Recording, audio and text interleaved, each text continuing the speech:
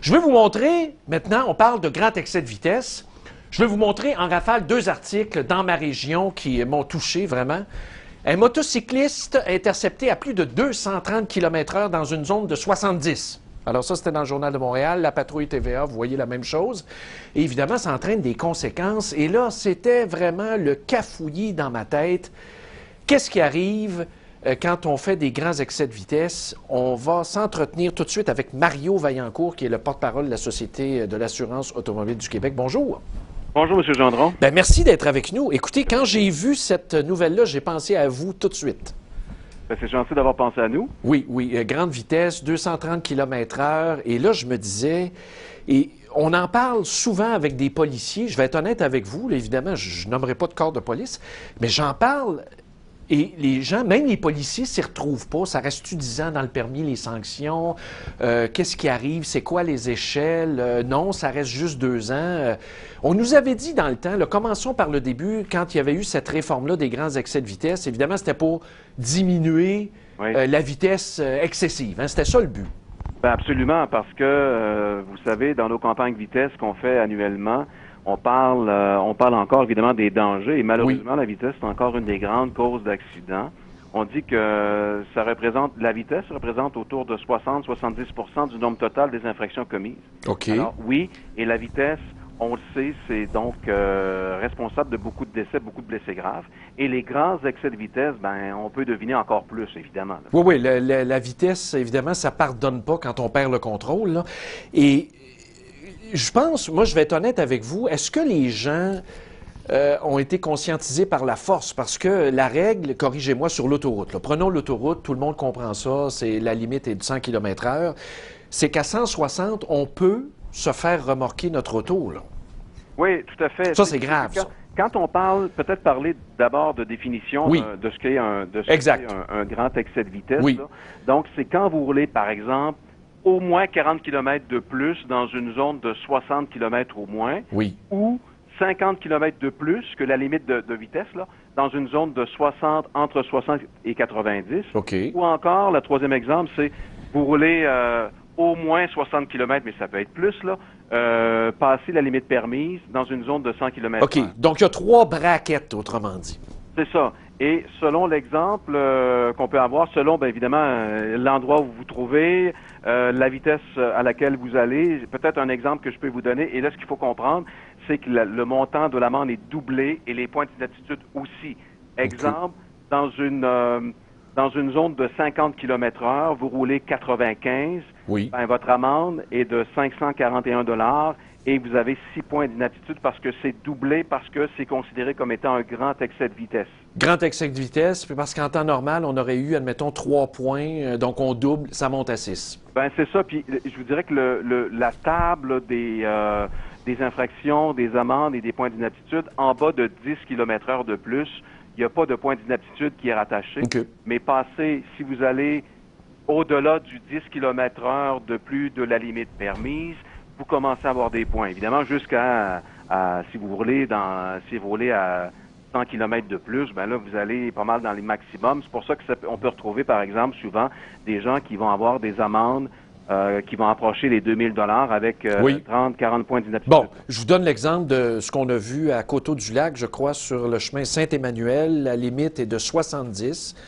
Donc, on est dans une zone semi-rurale. Là, je suis déjà passé souvent par là. Ça longe l'autoroute. Et là, il roulait à une vitesse là, de 230. Alors, c'est épouvantable. C'est 42 points. Oui, c'est ça. Donc, lui, il était au maximum. C'est-à-dire qu'il il était, vous dites qu'il roulait 250 km/h? À peu près, dans ces eaux-là. Dans une zone de 70, donc au moins entre 140 et 160 km/h de plus que la limite là, dans ces zones-là. Là. Donc, on parle, selon la table, on parle d'une amende de près de 2000 $, et 36 points d'inaptitude. Mais ça peut être plus, là, selon... Mais est-ce qu'il y a un plafond? Tu sais, à un moment donné, avec la force des moteurs qu'on a maintenant sur la route, on peut faire du 380 km/h, là, c'est faisable. Avec les moteurs qu'on a, allez-vous mettre un plafond? Qu'est-ce qui arrive avec des cas de même? Ben là, c'est sûr que, heureusement, c'est pas tout le monde qui roule 250 km/h sur la route, là. Oui. Mais malheureusement, on le voit, là. Ça se voit à l'occasion. Oui, mais les moteurs sont de plus en plus puissants. Là. Il y a une problématique. Alors pourquoi? Je sais, ça c'est pas dans votre champ, là, mais c'est qu'on nous vend des véhicules comme ça sur la route, là, des véhicules de promenade. Là. C'est la raison pour laquelle il faut, en tout cas à notre niveau, à nous, là, en termes de prévention, en termes de campagne de sensibilisation, c'est de constamment rappeler que la vitesse, c'est pas juste une question de, c'est pas juste une question d'amende et des points d'inaptitude, c'est une question de vie et d'empêcher des blessés. Mais c'est sûr que dès qu'on va au-delà de la limite, on prend des risques. On prend des risques pour nous-mêmes, on prend des risques pour les autres, mais c'est évidemment, chacun doit discipliner, quelque part. C'est ça, là. Donc, doit surveiller sa vitesse et respecter les limites. Mais je vous donne l'exemple. Là. Ici, là, le cas, vraiment, c'est un cas pathétique, là, puis en même temps, c'est académique pour qu'on comprenne. 42 points. Le gars, là, en moto, là, il s'est fait donner 42 points. Alors, au niveau de la Société d'assurance automobile, quand on nous dit, bon, vos points restent pour 2 ans dans votre dossier, bon, ce qui arrive avec 42, je m'en sortirai jamais.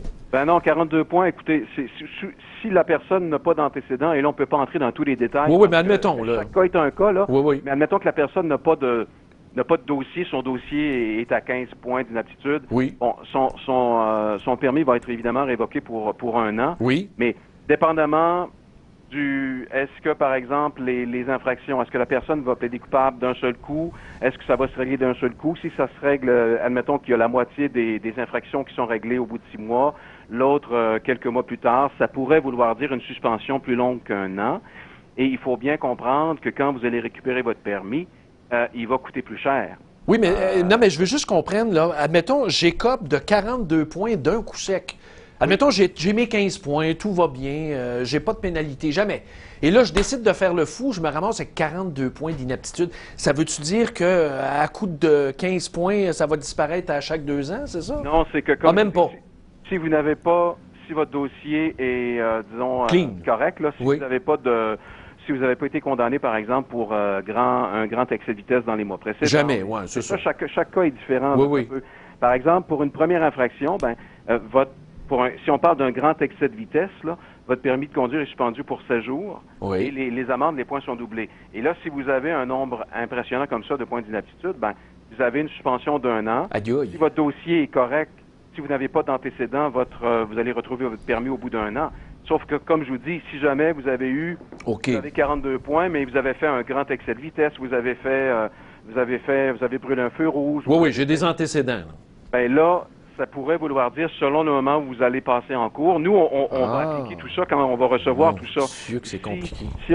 Ça peut être 1 an, mais ça peut être plus. Mais comme je vous dis, chaque cas est un cas... mais quand la ministre avait changé ça dans le temps, Julie Boulet, je m'en souviens, j'avais entendu dire, et là, corrigez-moi, c'est peut-être même pas vrai, que ça restait dans notre dossier pendant 10 ans.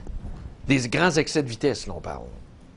Oui, c'est un peu comme... Quand on parle d'une déclaration de culpabilité reliée à un grand excès de vitesse... Oui, comme si j'avais un casier. L'infraction peut être prise en considération dans votre dossier dans une période de référence de 10 ans, effectivement. C'est depuis la mise en place de cette mesure-là, depuis 2008. OK.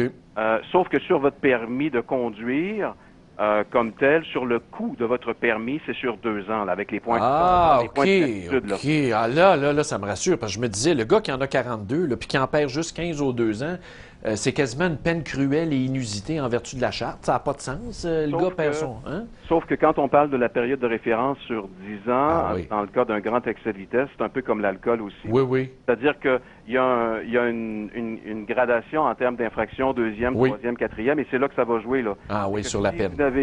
Si vous avez été coupable d'un grand excès de vitesse il y a 2 ans, évidemment, c'est encore dans votre dossier où il y a 3 ans. Là. Donc, vous allez passer à la 2e, à la 3e, à la 4e. Je vais vous demander en terminant... Avec des sanctions plus sévères. Exact, c'est ça. Puis ça peut se refléter aussi des comportements, comme on a vu dans le journal, là, les articles que je vous ai montrés, mes amis. Ça peut se refléter sur le prix que vous allez payer pour vos assurances. Et là, est-ce que la SAAC et les assureurs, il y a une entente, peut-être qu'on ne peut pas en parler publiquement, je ne sais pas. Est-ce qu'il y a une entente d'échange d'informations? Non, mais écoutez, là, vous parlez, nous, notre rôle, c'est au niveau des blessures corporelles. OK. Alors, nous, on assure la personne là, contre Oui. les risques reliés au déplacement routier, mais Oui, c'est oui. les blessures, les décès, tout ça. Mais le dossier comme tel de contravention, par exemple, de vitesse et tout ça, moi, mon assureur m'a déjà dit, donne-moi accès à ton dossier à la SAC, je veux voir tes contraventions. Mais là, je peux pas vous dire comment les assureurs privés fonctionnent pour Ouais. assurer votre matériel, mais moi, je vais simplement vous dire que nous, notre rôle est à ce niveau-là et dans le fond, on s'occupe des blessures et des Des réclamations, des suivis. C'est ça. Donc, il n'y a pas d'entente de réciprocité entre un assureur pour assurer mon automobile et la SAAC pour les dossiers là, de mauvais conducteurs. là. C'est une légende urbaine, cette affaire-là. Ben, l'assureur va évidemment avoir un dossier sur vous, va Oui. savoir que vous avez eu des accidents, tout ça. Là, Oui, oui. clair, là, mais ça, c'est son rôle. Mais les excès de vitesse, parce que moi, on m'a déjà demandé ça, là. Je vous jure, là, dur comme fer, quand j'ai acheté un dernier véhicule, monsieur, on vous l'assure, mais on veut accès à votre dossier à la SAAC. Mais j'ai dit, voyons donc, j'ai jamais eu d'accident. Ah oui, mais vos contraventions, ben, ça vous regarde pas, ça. Mais vous, personnellement, c'est sûr que vous pouvez avoir accès à votre dossier. Oui. Ça, c'est sûr. C'est ça, si j'en fais. Ouais. C'est sûr que quand vous avez, au niveau de l'assureur privé, mais il faudrait leur poser la question, Oui, mais oui, c'est oui. sûr que ça peut vouloir dire pour vous, à ce niveau-là, des Ben oui. primes. là. Ben oui, c'est sûr. Ben merci d'avoir fait le point. Évidemment, quand on voit ça dans les nouvelles, on se dit, c'est quoi la Ouais. prochaine limite? Ça va être 300 km/h. Ça va être criminel à un moment donné. Ça va être accusation de conduite dangereuse, ça. Ben là, c'est sûr que là, à ce Hein? moment-là, ça devient le jugement Du policier. au moment où il vous intercepte. Là, qu'est-ce qui Oui. s'est passé avant, comment. Là, c'est sûr que c'est le policier qui va construire la preuve contre vous.